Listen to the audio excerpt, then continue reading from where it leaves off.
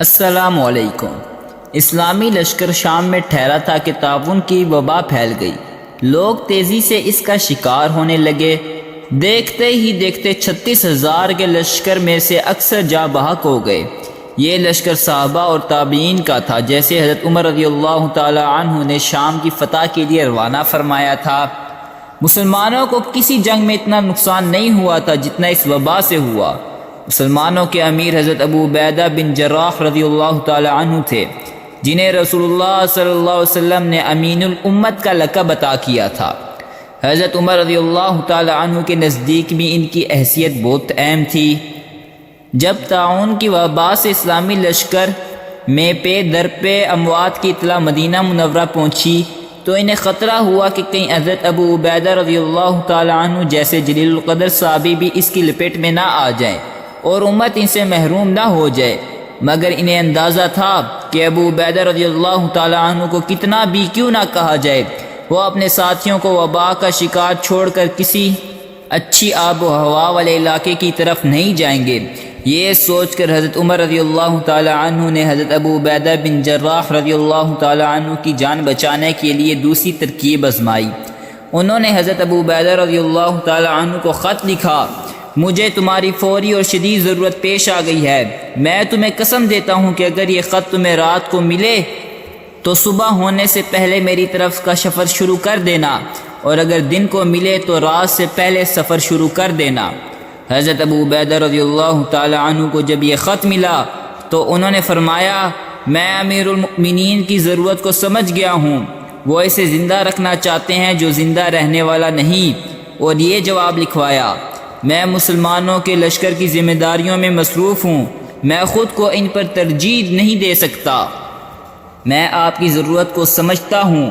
آپ اس شخص کو بچانا چاہتے ہیں جو ہمیشہ زندہ نہیں رہے گا۔ آپ مجھ سے معذور سمجھیے اور مجھے یہیں ٹھہرنے کی اجازت دیجیے۔ حضرت عمر رضی اللہ تعالی عنہ یہ جوابی خط پڑھ کر رونے لگے اور حضرت ابو عبیدہ رضی اللہ تعالی عنہ کو پورے لشکر سمیت طاعون والا علاقہ چھوڑ کر جابیہ کے خوشگوار علاقے میں چلے جانے کی ہدایت دی۔ جب حضرت ابو عبیدہ رضی اللہ تعالی عنہ تک یہ خط پہنچا تو فوراً لشکر کو دوسرے علاقے میں منتقل کرنے کے کام میں مصروف ہو گئے، مگر اسی دوران وہ خود بھی طاعون کی بیماری میں مبتلا ہو گئے اور آخر کار اپنی جان اپنے مولا کے سپرد کر دی۔ آج ہم آپ کو اس کے ساتھ ایک اور واقعہ سنائیں گے۔ نبوت کے جھوٹے دعوے دار مسلمہ کذاب کا داماد مدینہ منورہ پہنچا اور حضرت عمر رضی اللہ تعالی عنہ کی خدمت میں حاضر ہو کر توبہ کی۔ حضرت عمر رضی اللہ تعالی عنہ نے اسے حضرت تمیم داری رضی اللہ تعالی عنہ کے گھر ٹھہرایا۔ حضرت تمیم داری رضی اللہ تعالی عنہ نے اسے خوب کھلایا پلایا اور اعزاز و اکرام کے ساتھ اپنے گھر میں رکھا۔ ایک دن مدینہ منورہ میں شور مچا کہ آگ لگ گئی۔ معلوم ہوا کہ مدینہ منورہ کے باہر پتھریلی سرزمین ہرہ کی گھاٹیوں سے ایک خوفناک آگ بھڑکتی ہوئی شہر کی جانب بڑھ رہی ہے۔ لوگوں کا گھبراہٹ سے برا حال تھا۔ ظاہری طور پر اس آگ پر قابو پانے کے لیے کوئی ذریعہ موجود نہ تھا۔ حضرت عمر رضی اللہ تعالی عنہ نے یہ خبر سنی تو لپکتے ہوئے حضرت تمیم داری کے پاس آئے اور بولے: چلو تمیم، آگ بجھاؤ۔ حضرت میں ہرگز اس قابل نہیں، بھلا میں کیا چیز ہوں؟ حضرت تمیم داری رضی اللہ تعالی عنہ نے عاجزی سے کہا، مگر حضرت عمر فاروق رضی اللہ تعالی عنہ نے انہیں سختی سے تاکید کی کہ یہ خوفناک آگ بجھانا انہی کے ذمے ہے۔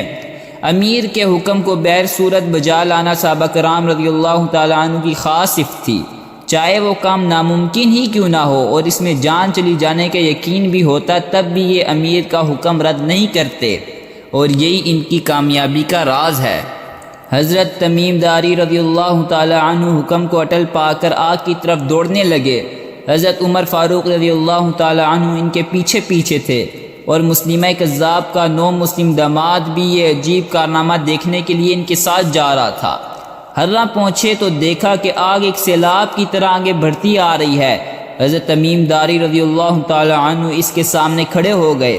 آگ ان تک پہنچی تو دونوں ہاتھوں سے اسے روکنے کی کوشش کی۔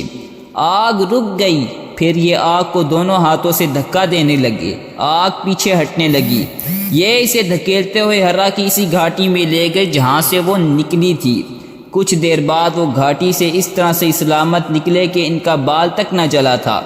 مسلمہ کذاب کا دماد حیرت زدہ آنکھوں سے ناقابل یقین منظر دیکھ رہا تھا، اور حضرت عمر فاروق رضی اللہ تعالی عنہ فرما رہے تھے، جس نے یہ واقعہ اپنی آنکھوں سے دیکھ لیا ہے وہ آنکھوں سے نہ دیکھنے والوں کی مانند نہیں ہو سکتا۔ یہ تھے خاتم النبیین صلی اللہ علیہ وسلم کے تربیت یافتہ صحابہ۔ تاریخ نے ان جیسی ہستیاں کسی دور میں نہیں دیکھی، سچ ہے کہ کوئی نہیں ان جیسا۔ اگر واقعہ اچھا لگا ہو تو لائک کر دیں، اور ایسی اور ویڈیو دیکھنے کے لیے ہمارے چینل کو سبسکرائب کر دیں۔